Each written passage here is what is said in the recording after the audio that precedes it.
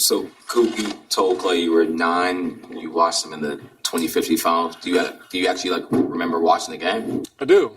Yeah, I don't remember if I said I was 9, but it might have been how old I was. However old I was, a lot of years in a row, watching them play. So, yeah, I have a lot of memories, just being a fan of basketball in general.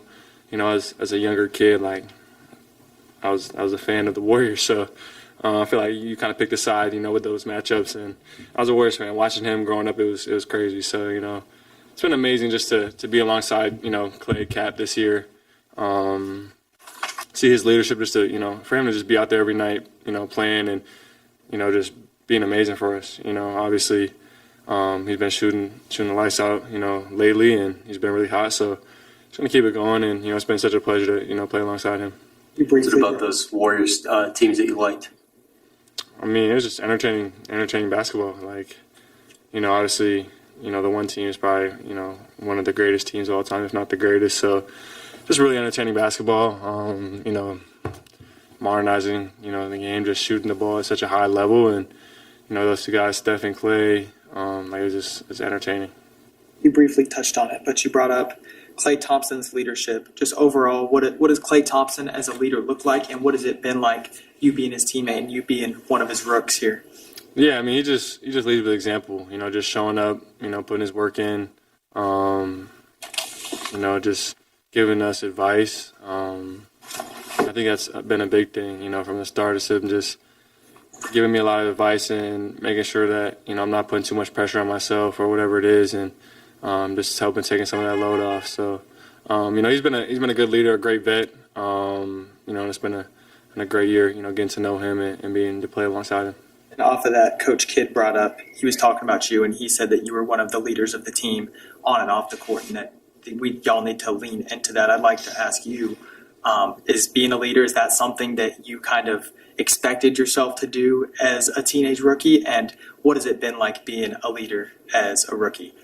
Yeah, I mean, leader or not, I just try to stay true to myself. I stick to my values and my principles, and if that can help the team and that's what guys can look at, then great. But yeah, for me, it's about just being myself. Being vocal and letting that side of me come out. And we have a great group of guys. A lot of great personalities. So that's made it easy just for me to come out of my shell and be myself. Really just getting to know these guys. So it's been great.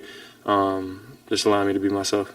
You're leading the team in points, rebounds, assists, and steals, but every night you're kind of stuffing the box. How much pride do you take in the two-way play that you kind of bring?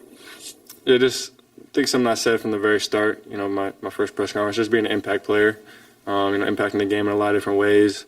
I don't think I've been rebounding it well enough lately or stuff like that, but, just whatever it is, just impacting the game in a lot of different ways. There's always room to improve.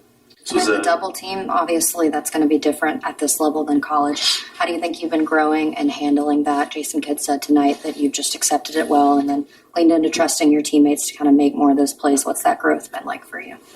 Yeah, it's great. Obviously, it's a little different, and I thought tonight they did it a little differently. So, I thought it was better from a team perspective of us just, being in our spots better and, just made it so much easier for me to just, get off it and give our guys advantages to go play 4-on-3. So, they're going to send a double. It's all we have to do, just hit the open man and play advantage basketball. So, I'm very happy to just, throw one more and let them go play with an advantage. This was another night where jumper was working for you. Have you made any mechanical changes as the season has gone along? Mechanically, is it anything different for you? No, just trusting the work. Trusting the process, knowing that, I'm very confident in myself and the way I can shoot the ball. And, I got away from that, to start the year. But got to just stick with it, get the extra reps, be confident, stay in the gym, and, just not worry about anything else. Coach Kidd briefly touched on it in here, and then you brought it up as well when it comes to rebounding. What do you think you need to do in that area to improve as a rebounder? Just gotta keep pursuing them. Sometimes it's, luck of the draw or whatever, balls don't bounce your way, but, you got to be able to hit guys and keep guys off the glass too. It's been a couple of times of just, not boxing out and letting my man get some of the rebounds. So it's that's definitely part of it. Has that been an emphasis from the coaching staff to you that they want you to improve as a rebound and emphasize and crashing the glass? I want to say like an emphasis from the whole coaching staff, but I mean they've touched on it. I think that's a big thing for any team is you want to be dominant on the glass. So, team wide for us, that's been a huge part of trying to be successful is just trying to dominate the glass each night. How were you able to come back after rolling your ankle and then come back, have a big dunk, and then the three-pointer at the top of the key? Yeah, just tied it up tighter, retaped it, and got back out there. So, just rolling an ankle like that, you just got to kind of tighten it up and, play through it. So. And you talked about just like the Warriors being one of the greatest teams of all time. I've also heard you talk about the Celtics and 96 Bulls. Which one of those teams do you think actually is the best team of all time? I'm not sure. I don't really have an opinion. There's a lot of really great teams. Obviously, I grew up watching film on the 85, 86 Celtics, and that's probably, one of my favorite teams of all time. But, as a kid, watching, the run the Warriors had and the stuff they were able to do, that was pretty incredible as well. So, there's obviously, a ton of great teams. You're leading the Mavs in points, and then Najee's next, and Max. What do they offer when you're out on the floor and just their contributions? Yeah, Najee and Max are both just super consistent,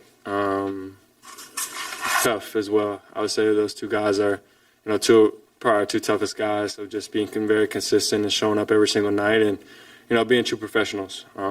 So I think Najee's ability just to get in the paint, create, and then get to the spots as well has been huge. And obviously Max has been one of the leading 3-point shooters in the league this year. So just being really, really consistent for us, and what they do for us has been priceless on both sides of the ball. Those are probably, I would say, our two of our top defenders up there. With PJ as well. When they're all healthy. So they play at such a high level on both sides of the ball.